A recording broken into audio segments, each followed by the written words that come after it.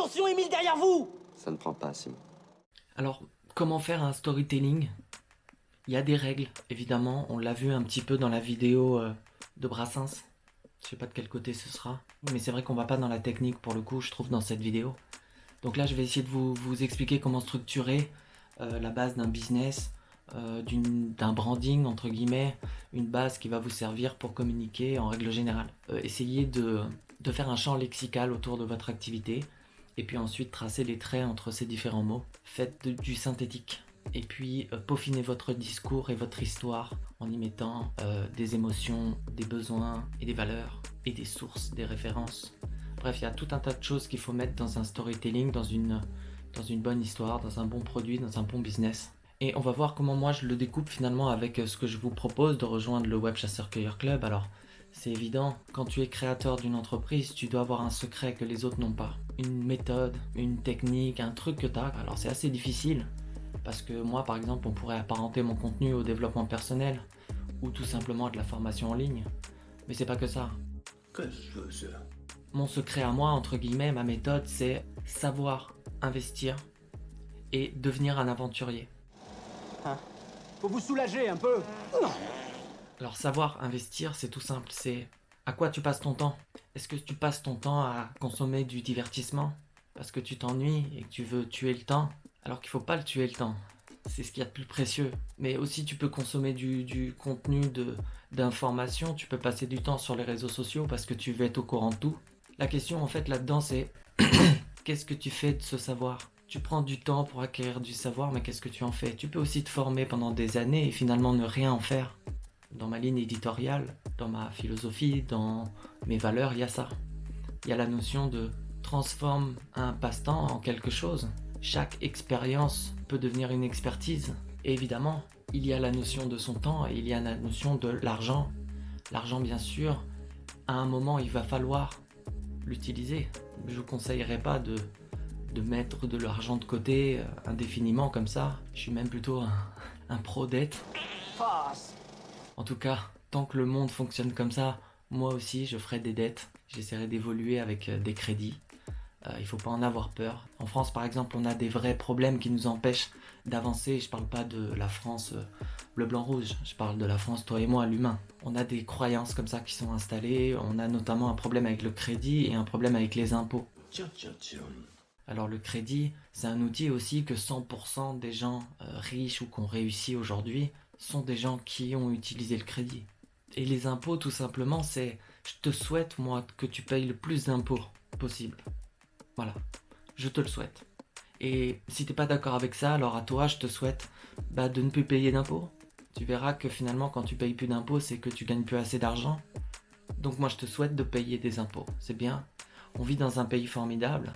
Et on y viendra après, parce qu'il y a une notion de voyage aussi dans ma philosophie, dans mes valeurs. On peut tromper une fois, non, on ne peut pas tromper une fois 1000 personnes, mais on peut tromper une fois 1000 personnes.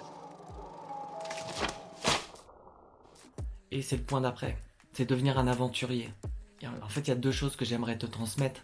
C'est l'idée de voyager et l'idée de voyager seul. Donc en fait, il y a le voyage et la solitude d'un côté. Je pense qu'un entrepreneur est seul.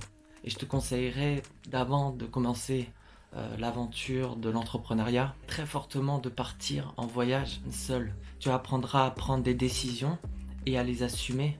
Tu apprendras aussi, puisque la confiance en soi, c'est pas quelque chose de naturel, tu apprendras à la fois de te faire confiance et à la fois de faire confiance aux autres, et c'est important.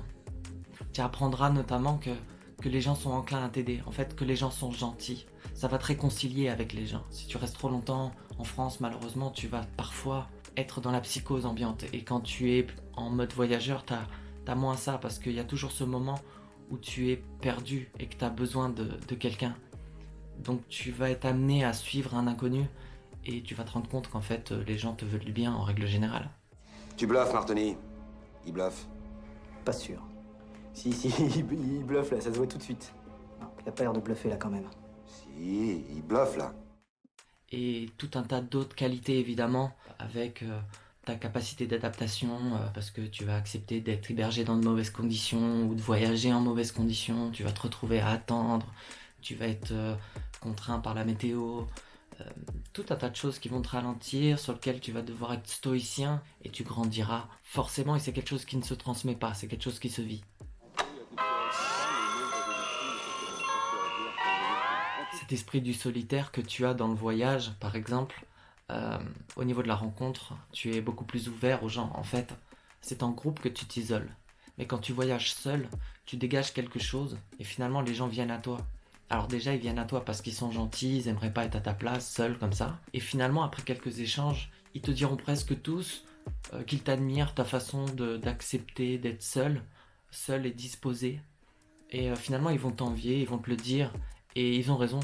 Donc tu vas apprendre comme ça à aller à la rencontre des gens et puis ça va t'aider évidemment sur plein de choses, apprendre une langue ou tout simplement le côté social, se présenter rapidement, etc. Il dit que vous bluffez. Dites-lui que j'ai plus de genoux. Il dit qu'il a plus de genoux. Il dit qu'il voit pas le rapport. Bon, ça suffit! Tu vas partir avec un petit sac, d'abord pour te prouver que tu n'as pas besoin de grand-chose. Et effectivement, on n'a pas besoin de grand-chose. Et ça va te faire aussi accepter ce que tu as en France, ce que tu as quitté ou laissé un temps. Moi, même sous le soleil, Paris me manque. Parce que je vais retrouver mes petites affaires, mes petits trucs, ma petite routine. Donc je récapitule, le web chasseur-cueilleur, c'est quelqu'un qui sait investir de son temps et de son argent. Et c'est un aventurier qui voyage et qui connaît la solitude. Voilà. Le très GP, c'est quoi? C'est à la requête de cette personne. Vous êtes bien monsieur...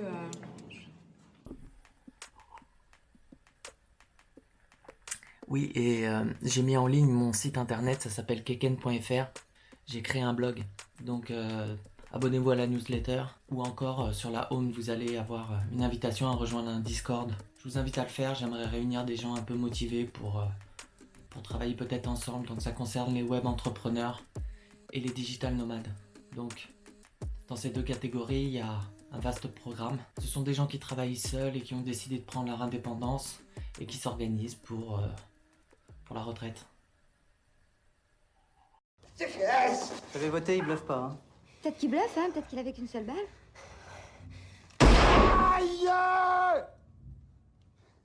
C'est-à-dire que là, vous êtes lourd.